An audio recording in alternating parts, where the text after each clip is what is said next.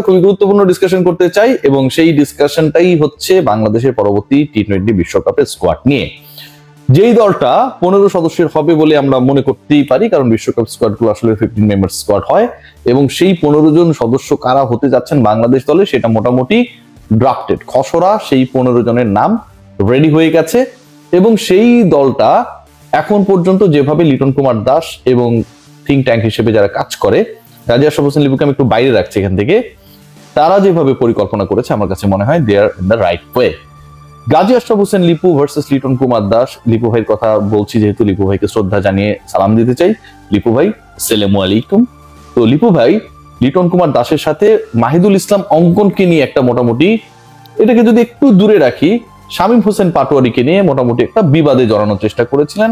Attack, counter attack, Bangladesh cricket বোর্ডের পৃষ্ঠপোষকতা, মানে লিপু ভাইয়ের কাউন্টার বাইট সার্কুলেট করা মিডিয়ার কাছে, এটা মিডিয়া ডিপার্টমেন্টের দোষ না, আবারও বলছি মিডিয়া ডিপার্টমেন্টকে এটা করতে বলা হয়েছে অপারেশনস থেকে, তারা সেটা করেছে।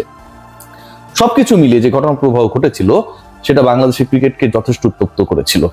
সেই সূর্যের উত্তাপ শেষ পর্যন্ত কমেছে, এবং শেষ পর্যন্ত একটা বিষয় ডিসাইডেড হয়ে গেছে, Mahidul Islam Ankon is not going to be the part of the national side in the upcoming টি-20 ওয়ার্ল্ড কাপ। এটা ফিক্সড। কারা সেই দলের অংশ? সাব্বির রহমান ট্যাগলাইনে আপনারা দেখছেন, তিনি কি বিশ্বকাপে বাংলাদেশ দলের মিডল অর্ডারে খেলতে যাচ্ছেন? সেই ডিসকাশনে আসছি। প্রথমে টপ 4 নিয়ে ডিসকাসটা করতে চাই। দেখুন, বাংলাদেশের প্রথম 4টে স্পটে যারা খেলেন নাম্বার 3 ছাড়া বাকি জায়গাগুলো চেঞ্জ হয়। সাইফকে আমরা কখনো দেখি নাম্বার 4-এ, কখনো নাম্বার 3-তে, লিটন কুমার দাস না থাকলে। কখনো আমরা দেখি সাইফকে ওপেন করতে, এবং লাস্ট ম্যাচে আমরা দেখেছি পারভেজ হোসেন ইমন, তিনি নাম্বার 4-এ ব্যাট করেছেন। পারভেজ হোসেন ইমন যেই ম্যাচটায় নাম্বার 4-এ ব্যাট করলেন, ঠিক তার আগের ম্যাচে হি ওয়াজ দ্য ওপেনার, এবং দুটা ম্যাচেই তিনি কিন্তু একটাতে অপরাজিত ছিলেন, 30+ রান করেছেন, আগের ম্যাচেও কিন্তু ভালো করেছিলেন। সো টপ 4-এ কোনো চেঞ্জ আসছে না। শাফল করে যদি খেলানো হয় তাহলে এই যে 4 জন ব্যাটার, তানজিদ হাসান তামিম, পারভেজ হোসেন ইমন, সাইফ হাসান এবং লিটন কুমার দাস, তারাই চেঞ্জ করে করে খেলবেন। এটা নিয়ে কোনো ধরনের সংশয়ের সুযোগ নেই।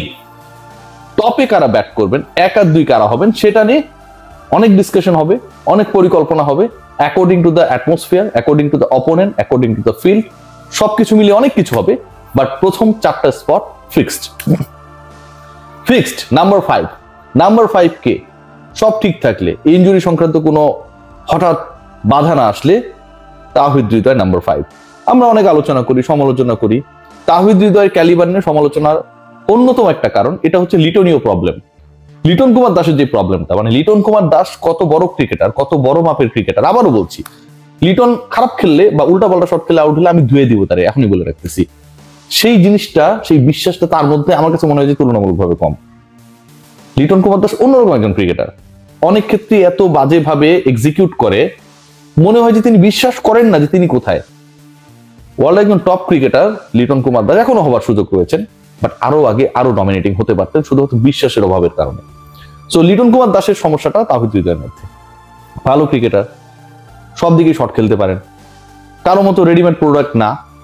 বাংলাদেশের হয়ে আপনারা খেয়াল করে দেখবেন যে তাওহিদ হৃদয় কিন্তু গত কয়েকটা সিরিজে ফর্মে ফেরার চেষ্টা করেছেন, যেই ফর্মহীনতা তার ছিল। শ্রীলঙ্কার এগেইনস্টে সেই নকটা যথেষ্ট ভালো ছিল, বাংলাদেশকে জিতিয়েছিলেন। সো তাওহিদ হৃদয় নাম্বার 5, এটা নিয়ে কোনো ডাউট নেই। এবং প্রত্যেকটা বিপিএল এ তাওহিদ হৃদয় ছন্দে থাকেন। 92 লাখ টাকায় রংপুর রাইডার্সে তিনি গেছেন। সবশেষ 3 আসরে তিনি 3টা দলের হয়ে খেলেছেন, এবং প্রত্যেকটা দলের হয়ে তাওহিদ হৃদয় যখনই খেলতে নেমেছেন, সেটা হতে পারে বরিশাল, সেটা হতে পারে কুমিল্লা, সেটা হতে পারে Sylhet, he did his best. Bangladesh premier league BPL আবারও আসছে, সেখানে ভালো করে সেই প্রিপারেশন, সেই কনফিডেন্স নিয়ে Towhid Hridoy is going to get a chance national টিমের হয়ে খেলার জন্য in the world cup. So 5টা স্পট নিয়ে কোনো কথা নেই। Number 6, Bangladesh ultimately they can able only 6 batters. কারণ টপ 6-এ যে নামগুলো আমি বললাম, বা টপ 5-এ যে নামগুলো বললাম, এটার সাথে 6 নম্বরে যেই যুক্ত হন না কেন, সেটা হতে পারে নুরুল হাসান সোহান, সেটা হতে পারে শামীম হোসেন পাটোয়ারি, সেই নামটা হতে পারে আমাদের অতি পরিচিত গুরুত্বপূর্ণ ক্রিকেটার সোহান এবং শামীমের সাথে জাকেরের নামটা যেখানে উচ্চারিত হয়। যেই হোক না কেন, এরা কেউ বোলিং অপশন না। সো টপ 6-এ আপনার বোলার যেহেতু নাই, লাস্ট 5-এ you have to make sure that 5 bowlers will be there. So Bangladesh 6 জন ব্যাটারি খেলাতে পারবে, 5টা স্পট ডান। 6 কে হবে সেই আলোচনায় পরে আসছি। বোলিং ডিপার্টমেন্টে